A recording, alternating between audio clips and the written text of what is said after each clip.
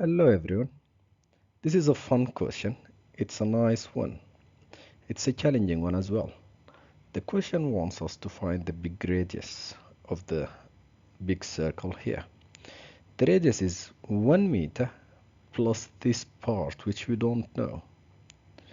If you'd like to try it, please pause the video and try now. Alright, to solve this, I'll first add the radius here.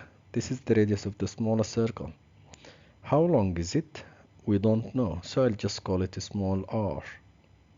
Now the radius of the big circle is going to be 1 meter plus this small radius. If we know the small radius, how long is it, then we'll just do 1 plus r, and that will give us the radius of the big circle. So all we want to solve for is the small r. Okay, how can we solve for small r? Let's add another radius here. Let's call it r. Another radius here. Let's call it r. Let's add two radiuses here.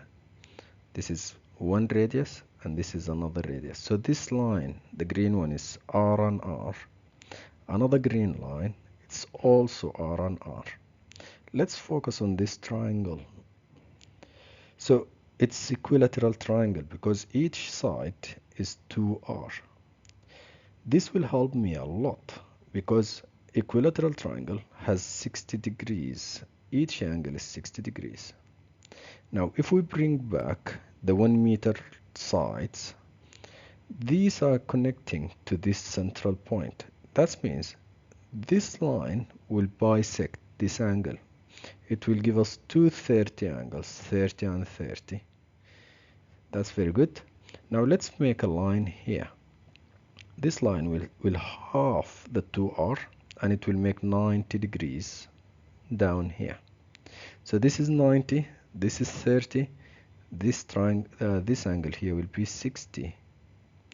Now if we just focus on this triangle here, we will be able to somehow solve for the radius. So let's move everything away. Let's just keep this nice triangle here. This length is 1 meter, do you remember?